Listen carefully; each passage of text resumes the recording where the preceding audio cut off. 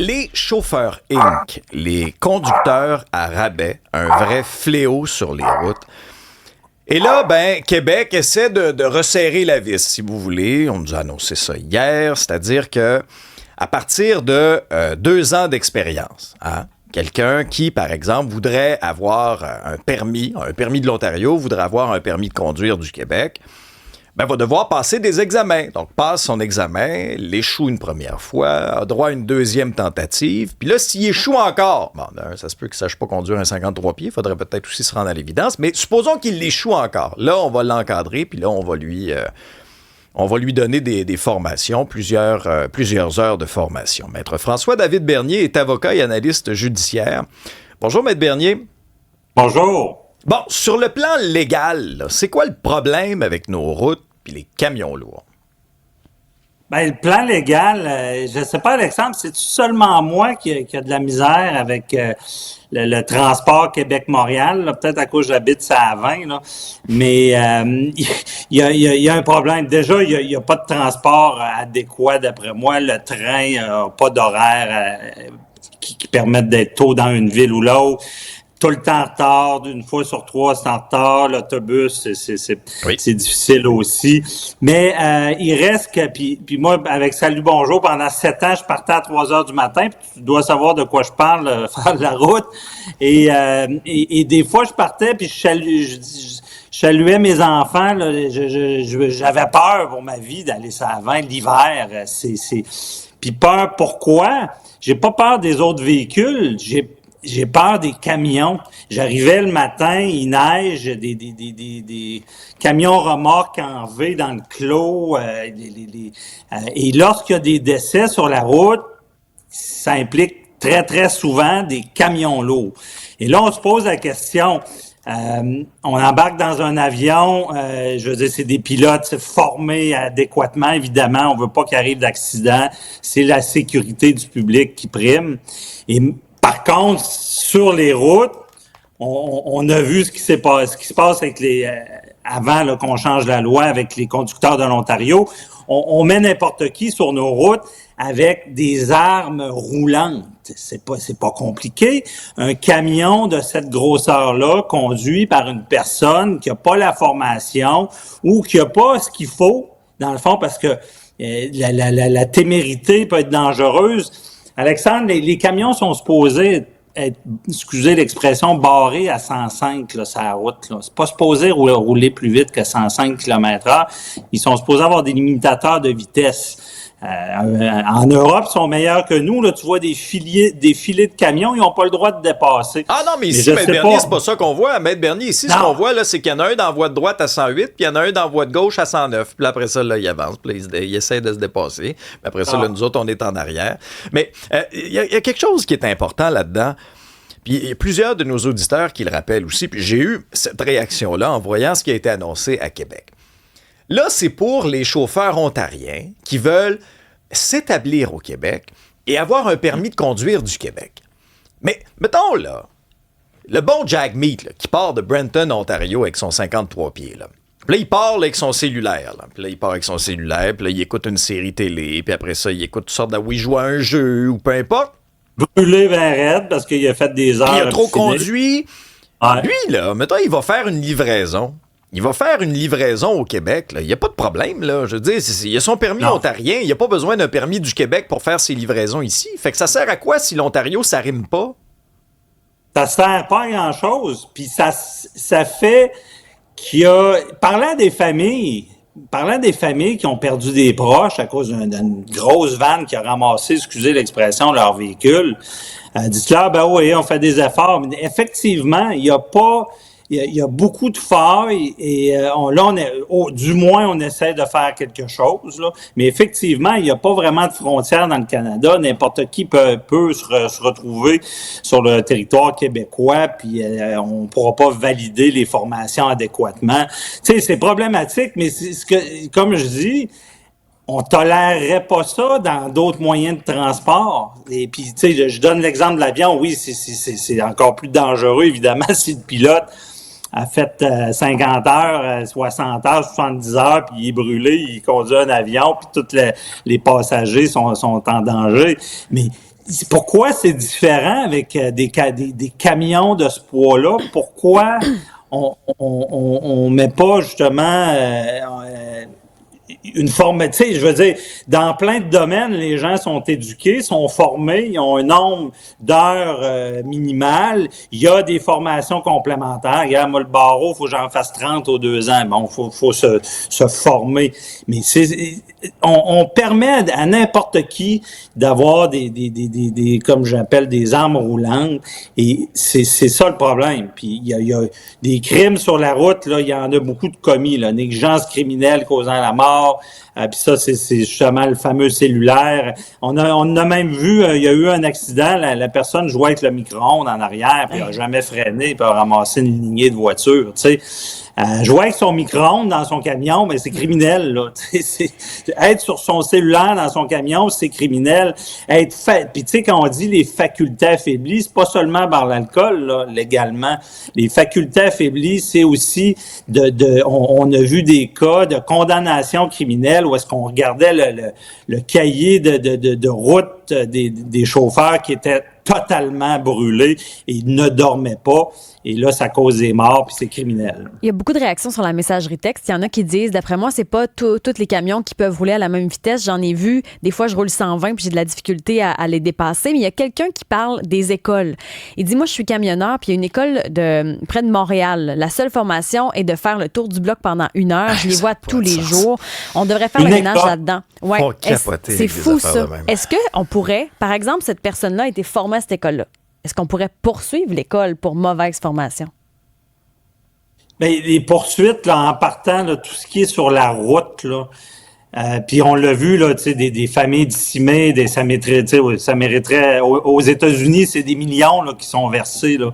Mais rappelez-vous, au Québec, là, moi, j'ai fait des dossiers aux États-Unis, là, ça se poursuit de partout, là, parce qu'il n'y a pas de no fault. C'est la responsabilité. Tu m'as blessé, je te poursuis. Et puis c'est des centaines de milliers de dollars, des millions. Au Québec, on a choisi le no fault, qui, d'après moi, est totalement désuet, parce que ça couvre tout. Peu importe ce qui arrive, négligence, criminel sur la route. Oui, une indemnité, on n'est pas obligé de poursuivre. Les indemnités, c'est pas des gros montants, mais il devrait y avoir des exceptions parce que ça n'a pas de sens quand quelqu'un serait retrouvé sur la route, a commis un crime, puis on peut pas poursuivre. Le no-fault est hermétique, donc à la question, ce serait pas possible de poursuivre. D'ailleurs, M. Bernier, ça va faire l'objet de notre tribune téléphonique aujourd'hui. On va vous garder aussi pour avoir votre expertise, là. Je suis curieux d'avoir votre point de vue là-dessus. Est-ce que vous êtes rassuré par les annonces d'hier du gouvernement du Québec en disant on va resserrer la vis, on va mieux encadrer, si vous voulez, les demandes de permis de conduire en provenance de l'Ontario pour ces chauffeurs de poids lourds. Est-ce que c'est un coup d'épée dans l'eau? Est-ce que si on ne s'arrime pas, par exemple, avec l'Ontario, ça sert absolument à rien? Êtes-vous rassuré? Là? Moi, là, tantôt, là, je prends après l'émission, le 9h05. 9h moins 1. Non, faut quand même que mon thème finisse. Là. Je vais prendre, moi, la 40. Là. Je vais m'en aller à Québec. Je fais un salut bonjour en fin de semaine. Je dois vous avouer que moi, quand j'ai, exemple, là, il y a un ralentissement ou quoi que ce soit devant moi, une des premières choses que je regarde, c'est mon miroir. Y a-tu un 53 pieds, moi, qui m'arrive en arrière? Alors, Isabelle, on veut vous entendre, on veut vous lire. Au 187 Cube Radio, 1877-827-2346, il y en a plusieurs qui déjà parlent de coups d'épée dans l'eau. Puis même les peines, les camionneurs, mettons, qui sont en faute, auront des peines Netflix. Donc, il n'y a pas de conséquences de toute manière aux conduites dangereuses. Puis comprenez-moi bien, là, moi, je vise pas tous les camionneurs. Il y en a, là, puis il y en a plein qui nous écoutent. Des exceptionnels. Là, des super bons, là. Puis je suis convaincu, là, que ça vous fait suer autant que ça nous inquiète puis que ça nous fait suer nous autres parce que ça éclabousse votre profession, là. Tu sais, des gens comme ça qui mériteraient pas d'avoir un permis de conduire, c'est à peine s'ils savent comment embrayer à première vitesse, puis aller en avant, demande-leur pas de reculer. Oubliez ça, là. Ça fait un parallèle, impossible. Non, mais c'est ça, là. Moi, mais je peux pas croire qu'on est encore une fois dans des situations comme ça. Puis M. Bernier, pire encore, OK? Il y a aussi, puis ça s'est retrouvé, c'est drôle, puis des fois, là, tu sais, il y a des hasards, là. C'est-à-dire qu'il y a eu cette annonce-là de Québec. Puis après ça, hier, il y avait une histoire au palais de justice. Gurpal Singh, lui, là, il est accusé d'avoir fabriqué des faux permis, puis il donnait ça à des camionneurs inexpérimentés. Puis là, lui, non, mais attendez un peu, lui, il veut s'en sortir sans casier judiciaire, parce que là, s'il y a un casier judiciaire, il pourra pas se rendre en Californie voir sa mère. Ça fait 5 ans qu'il n'est pas allé voir sa mère. Puis là, il s'en soucie, soudainement. Il en a donné, là, des permis de conduire à des chauffeurs Inc., là. Combien de vies ces gens-là ont mis en danger? Puis nous autres, on est là sur la route, puis on conduit, puis on sait pas, là. Non, je veux dire, on dort au gaz, on se cachera pas, je le dis, c'est des véhicules dangereux. Je veux dire, dans toute chose, je dirais pas chez le médecin s'il est pas éduqué, formé, chez le dentiste, je veux dire, pourquoi on permet ça dans le camionnage? C'est peut-être c'est des vieux affaires, un camion, n'importe qui peut chauffer ça, c'est pas grave. Non. Et quand on parle de l'expérience, Alexandre, c'est surtout aussi, qui s'est pas fait dépasser ça à 20 à un camion 140 dans une tempête? L'expérience, là, c'est pas quand il fait super beau l'été, qu'il n'y a pas de pluie, il n'y a pas de neige. L'expérience du chauffeur, il peut commettre des niaiseries, des crimes en regardant son cellulaire, mais c'est même pas là que ta vœu aussi efficace. C'est dans des conditions difficiles. Et je viens de vous dire, par rapport à la conduite dangereuse, là, c'est drôle comme crime, parce que sachez que rouler à 120, 130 une journée qui fait beau, là, c'est pas nécessairement un crime s'il n'y a pas de trafic, tout ça. Même si c'est au-delà. Ouais, allez-y. Mais on va aller... Ouais, Maître Bernier, si vous voulez bien, il y a Raphaël qui est au bout du fil. Bonjour, Raphaël. Bonjour à vous, bon matin. Bon, comment vous voyez ça, vous? Moi, selon moi, vraiment, je suis camionneur. Oui. C'est un pas dans la bonne direction. Par contre, tantôt, je vous ai entendu mentionner, admettons que le bon vieux Jack Mead s'en vient au Québec, il n'y a rien qui va l'empêcher. Écoutez, là, on se mettra pas à mettre des douanes à l'intérieur du pays. Il y a aussi les camionneurs américains qui peuvent venir, des camionneurs mexicains. Fait que là, c'est quoi? Il faudrait que les 50 États américains, les 9 autres provinces canadiennes, les 3 territoires, puis tous les États mexicains s'arriment à la formation du Québec. C'est une lubie de penser ça. Ça va être compliqué. Ça n'arrivera pas, là. Ça va être compliqué. Mais vous, comme camionneur, quand vous voyez ça, là, vous trouvez pas que ça porte ombrage à votre profession des chauffeurs Inc? Absolument. Ça fait baisser les salaires. Par contre, qui mettent des peines plus sévères. Aux États-Unis, on a bien beau des fois les regarder de haut, whatever, mais il y en a qui ont fait qui ont décimé des familles là-bas, puis il faut vous dire, c'est des gens qui ne sortiront probablement jamais dans le dent, là, qu'on peut être. Fait qu'ils mettent des choses plus sévères, mais de penser qu'au Québec, on va être hermétique à ça, puis que tout le monde va le voir, avoir la formation. Ça n'arrivera pas. Oui. Bon point sur Raphaël. Un gros merci. Là, vous êtes sur la route, là? En ce moment, je suis sur la route. Bon. Soyez prudents. Bonne route, on a besoin de vous autres, des bons camionneurs. Merci beaucoup et bonne journée. Bonne journée. Salut, Raphaël. Non, mais il y a un bon point. Monsieur a raison, mais il reste que... Puis ça commence par nos chauffeurs formés, là, parce qu'ils sont beaucoup plus nombreux. Et également de la supervision. Il y a pas si longtemps, il n'y avait plus de contrôleurs routiers. Comment ça se peut? Quand les camions roulent pas à la vitesse parce qu'ils sont limités à 105, qui est là pour les arrêter? Il y a aussi l'aspect de supervision puis de contrôle sur la route, d'après moi, qui est défaillant aussi. Et les peines, Raphaël met le doigt dessus, là. Tu sais, aux États-Unis, là, tu veux pas te retrouver devant le tribunal. Non, mais tu veux pas te retrouver devant le tribunal. Tu veux pas. C'est dissuasif. Ici, c'est une vraie farce. C'est dissuasif. Ouais. Ah non, effectivement, aux États-Unis, c'est à peu près dans toutes les chroniques, on le dit, là, ici, les peines sont beaucoup moindres, on est dans la réhabilitation, on pardonne beaucoup. Aux États-Unis, ça n'a pas de pardon, là, c'est sûr, des prisons à vie, même des États qui ont la peine de mort, je vois pas là, mais c'est certain qu'on n'est pas dans le même système du tout.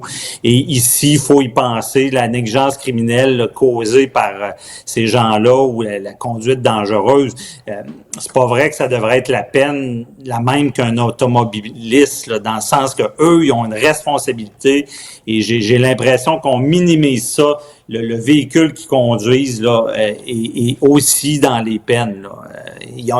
comme je dis, ils ont quelque chose qui peut causer la mort facilement. Et ça arrive, puis c'est certain que les peines sont pas moins dissuasives. Il y en a beaucoup qui blâment la législation de l'Ontario. Maxime, il dit, bon, moi, je trouve que le Québec n'a pas l'air de vouloir s'entendre avec l'Ontario ni le fédéral, parce que ça aussi, c'est des points qui sont amenés. Est-ce qu'il ne devrait pas y avoir une réglementation à la grandeur du pays plutôt que juste québécoise? Il y en a beaucoup qui parlent des peines qui ne sont pas assez sévères non plus. Guy, mon fils travaillait l'an dernier dans une compagnie portuaire et ça arrivait que des chauffeurs n'avaient carrément pas de permis. Pas de permis. Rien. Puis il était capable de conduire. Incroyable, ça. Non, pas de sens. Mais ça, c'est un bon point. Puis ça, on le voit, puis je vous en ai parlé dans plein de domaines. C'est comme en matière de tribunaux pour justement la violence conjugale. On fait des efforts au Québec, on travaille fort. Quand le fédéral ne suit pas, tu n'as pas d'uniformité. Tu sais, les transports, théoriquement, ça devrait venir du fédéral. Il devrait avoir des règles pan-canadiennes. Et c'est certain que ça, c'est un gros problème aussi, là. Régis propose les AirTags. Mettre des AirTags pour les repérer. Mais même dernier, tu sais, on est plusieurs à penser que c'est un pas dans la bonne direction. Mais, tu sais, le fait d'arrimer, par exemple, le système judiciaire canadien, puis là, t'as l'Ontario, si, mettons, Doug Ford dit pas « Oui, parfait, c'est une bonne idée au Québec, ce que vous avez fait, on va s'arrimer. » Puis si après ça, le système judiciaire n'emboîte pas de pas non plus, tu sais. C'est complexe comme question. C'est pas quelque chose qui se règle du jour au lendemain. Je suis curieux aussi d'avoir le point de vue de l'industrie du camionnage. Marc Cadieux est président-directeur général de l'Association du camionnage du Québec. Bonjour, M. Cadieux. Oui, bon matin à vous. Comment vous avez reçu ça, vous, cette annonce de Québec, en disant les conducteurs de l'Ontario, avec tant d'expérience, tant d'années d'expérience, vont devoir subir donc un examen pratique. Puis s'ils échouent une fois, deux fois, vont devoir avoir plusieurs heures de formation. Ça règle-tu le problème ou... En fait, il faut comprendre une chose, c'est que ce que le ministre a annoncé, c'est le fruit de plusieurs discussions aussi que nous avons avec le cabinet du ministre et le ministre lui-même sur la problématique des chauffeurs Inc. En réponse à vous dire, est-ce que ça règle tout le problème? Je vous dirais que non. C'est un pas à l'avant. C'est une mesure qui lance un signal aussi auprès de l'Ontario, de voir aussi eux-mêmes à établir des règles plus strictes pour l'émission des permis. Le problème, il vient majoritairement de l'Ontario. Il y en a dans d'autres provinces aussi, il ne faut pas se le cacher. C'est un problème pan-canadien. Hein? Alors, il faut bien sûr que tous les ministres de toutes les autorités en transport au Canada s'assoient et se disent, là, comment est-ce qu'on va mettre un frein à tout ça? C'est qu'il faut se mettre coude à coude et trouver des mesures. Maintenant, je pense que M. Charette lance un signal. Ça, c'est clair et net. Maintenant, il faut que les autres suivent, mais il faut surtout que son homologue, où est le problème, puis où principalement est la capitale du chauffeur Inc. à Brampton, qu'on mette des mesures en place pour essayer là, de serrer à vis. Puis deuxièmement, ce que ça prend, c'est du contrôle au Québec sur la route. Ça prend des balances ouvertes beaucoup plus à beaucoup plus d'heures, beaucoup plus de jours, pas juste des opérations, puis avec un média convoqué pour montrer qu'on en fait. Là. Ça nous prendrait une bonne session là, de 7 jours, 24 heures là, près des postes frontaliers. Je vais vous dire que le message va se passer. Les heures supplémentaires, elles vont se payer par les contraventions. Parce que c'est pas une caricature, là, M. Cadieux, là, tu sais, des chauffeurs Inc. là, qui savent pas à moitié embrayer la première, la deuxième. Non, c'est pas une caricature. Après ça, là, tu sais, qui sont sur leur téléphone, qui sont, tu sais, ils font tout sauf conduire, qui sont exténués, ça, là. Moi, quand je vais monter tantôt sur la 40, là, je vais peut-être en avoir autour, là. Oui, puis ce stratagème-là, là, c'est des gens qui trichent, qui s'ouvrent 2 dossiers en télémétrie, là, donc ce qu'on appelle communément, tout le monde comprend bien ça, le logbook. Oui. Ils se créent 2 profils, puis quand ils ont fini de vider les heures dans un, bien, ils s'en vont dans l'autre. Puis là, hier, on a vu au Palais de justice de Montréal, celui qui fait des représentations pour avoir une sentence bonbon, là, pour penser qu'après avoir produit, je sais pas combien de faux permis de conduire avec des compétences et des années d'expérience fausses, voudrait maintenant avoir une sentence bonbon après avoir contribué probablement à mettre des gens sur la route qui sont dangereux. Puis je suis pas certain que dans ceux-là, c'est pas ceux qui ont tué des gens aussi sur le réseau routier. Ouais. Là, à un moment donné, là, comme vous voyez, il y a plusieurs problèmes. Il y a le problème de la fiscalité, parce que ces stratagèmes-là, ils évitent évidemment de payer toutes les redevances sociales, l'assurance maladie, les rentes du Québec, la CNSST. Ils payent pas de vacances, ils payent pas de congés de maladie. Puis je dois vous dire que dans ces cas-là, il y a beaucoup de ces gens-là qui sont exploités par des grands leaders de leur propre communauté à eux. Je vais vous dire, le terme, c'est de l'esclavagisme moderne. Ils les font venir, ils les encadrent, ils les encadrent tellement qu'évidemment ils sont pris dans je vais vous donner une image, dans la cage à homards, puis ils peuvent pas s'en sortir. Ils ont fait venir, ils ont payé pour les faire venir, puis là, ils disent, tu me dois tant, puis tu vas travailler pour moi, puis c'est ça les conditions, ça s'arrête là. Incroyable. Dans l'industrie, là, tout le monde paye les camions de même prix, tout le monde paye les pneus de même prix, tout le monde paye l'essence le même prix. Où est-ce que vous pouvez aller chercher une différence qui est de 25 à 30 % de différence par rapport à ceux qui sont conformes? C'est dans les salaires. Puis, je vais ajouter une autre chose. Vous savez qui sont les premiers coupables de tout ça? C'est ceux qui leur donnent des voyages. C'est ceux qui achètent leurs services à rabais. Ce sont de grands expéditeurs. Puis j'ose pas prononcer le nom des expéditeurs parce qu'il y en a qui vont se reconnaître, puis c'est sûr que ça leur ferait plaisir, bien sûr, de me mettre en diffamation. Mais ces grands expéditeurs-là confient souvent à d'autres organisations de logistique le travail à faire pour se laver les mains puis dire c'est pas moi, j'ai donné mon transport à contrat à une entreprise de logistique. Ben qu'ils se regardent dans la lunette, ces gens-là, là, avec des rapports annuels de vertu corporative de société.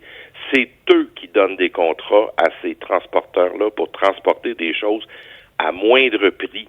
Évidemment, c'est sûr que c'est pas la réalité du prix. Je comprends que le consommateur aussi cherche le meilleur prix. Oui, mais ça fait partie du problème. Ça fait partie du problème. Non, jamais au prix d'une vie. Le mot de la fin va revenir à Serge. Bonjour, Serge.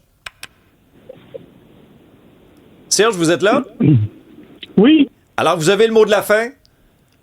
Bien, bonjour à vous. D'abord, je suis un fidèle auditeur de Cube Radio. Merci, Serge. Moi, quand j'ai commencé à faire du transport, il y a 45 ans, je transportais des pneus de la Goodyear jusqu'en Californie, déjà. Puis quand j'en revenais, j'avais une remorque réfrigérée, je rapportais des produits de Californie vers le Québec. Déjà, il y a 45 ans, mon cher monsieur, j'avais des chauffeurs à turban en Californie qui n'étaient pas capables de reculer le camion dans les quais de chargement. Puis pour éviter qu'on me croche, moi je débarquais, puis j'allais leur reculer le camion déjà. Aujourd'hui, je suis à la retraite, je suis sur la route dans mon auto. S'il y a un gros camion que je dois dépasser ou que je dois suivre, je me tiens loin. Je reste jamais le long d'un camion. Je dépasse, je dégage le chemin. J'ai plus confiance. Vous restez craintif. Serge, on est content de vous avoir avec nous. Gardez vos bonnes habitudes. Passez une bonne journée. Mais effectivement, je pense qu'on est plusieurs.